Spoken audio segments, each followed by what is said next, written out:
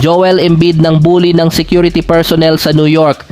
At Kyrie Irving hindi nga ba napapansin ang kanyang leadership? At Jimmy Butler hahabulin na ng 76ers. Yan ang ating pag-uusapan sa araw na ito mga tropa. Let's go! Si Kyrie Irving ay sinasabi ng madami bilang toxic o cancer sa locker room.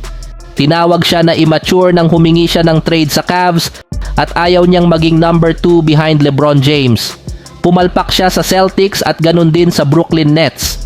Ganun pa man ngayon sa Dallas Mavericks ay nagpapakita nga siya ng matinding leadership at maturity. Ngayon nga si Kyrie Irving at the age of 32 years old ay isa na sa mga pinakamatanda na player na natitira pa sa playoffs. Definitely the oldest star remaining. At madami nga nagsasabi na napakatindi ng chemistry ng Dallas ngayon. Ngunit wala nga bumabangit ng leadership ni Kyrie Irving. Pinapakita nga ni Kyrie ang kanyang pamumuno sa mga simpleng bagay that goes a long way. Una ay ang kanyang body language.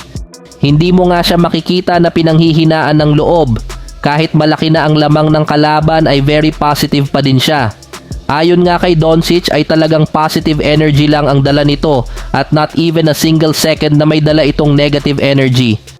At talagang masaya lang nga daw siya na nasa team nila si Kyrie Irving. Makikita mo din kung paano niya i-encourage ang kanyang mga teammates. Ang pag-cheer niya nga sa bench, pagsalubong sa mga kakampi. At sa laro mismo niya sa loob ng court ay makikita mo ang kanyang leadership.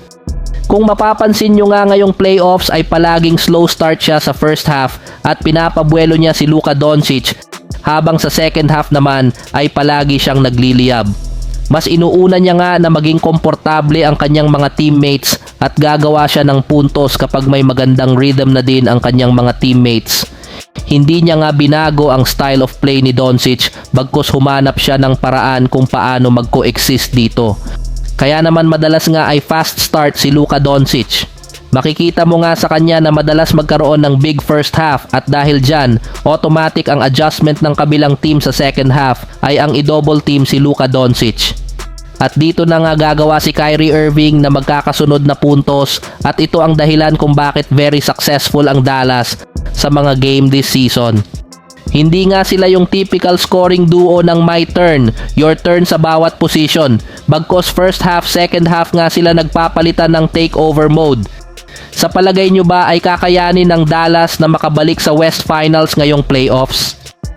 At dito naman tayo kay Joel Embiid mga tropa. May kumakalat nga na video sa Instagram at sa iba't ibang social media site dito kay Joel Embiid at sa isang security personnel ng New York Knicks na kung saan nga ay hinaharas nga ito ni Embiid. Habang nakatalikod ito ay tila gustong paalisin ito ni Embiid sa basketball arena.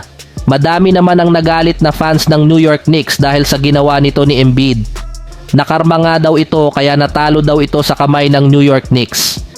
And speaking of Joel Embiid, ang dating niyang teammates na si Jimmy Butler ay trending naman nga ngayon si Jimmy Butler dahil madaming rumors ngayon na hindi na handa ang Miami Heat na bigyan si Butler ng hinihingi niya na 2 years $130 million contract extension dahil injury prone na nga siya at certified na siya by the start of next season. Ganun pa man ay may 1-year contract pa nga siya na natitira sa Miami Heat kung saan inaasahan na ititrade na siya nito kapag hindi sila nagkasundo sa contract extension upang may makabalik din sa Miami Heat at hindi lang ito aalis ng walang kapalit after next season. At kapag hindi nagkasundo ang Miami Heat at ang kampo ni Jimmy Butler, isang team na ang nakaabang sa kanya at ito ang Philadelphia 76ers ayon ito mga tropa kay Mark Stein. Yan nga ay kung hindi makukuha ng Sixers si Paul George ngayong off-season. Huling beses na nang naging mag-teammate si Embiid at Butler ay championship contender nga sila. Naisahan lang nga sila ng buzzer beater ni Kawhi Leonard nung Game 7 sa second round ng playoffs. Ganun pa man, that was 5 or 6 years ago. Mas nag-improve na nga si Embiid at may Tyrese Maxey na nga sila. Ganun pa man ay mas injury prone na din ngayon si Embiid at ganun din si Butler. Kayo ba mga tropa, sa palagay nyo ba ay kaya ng Sixers with Jimmy Butler makaabot sa East Finals?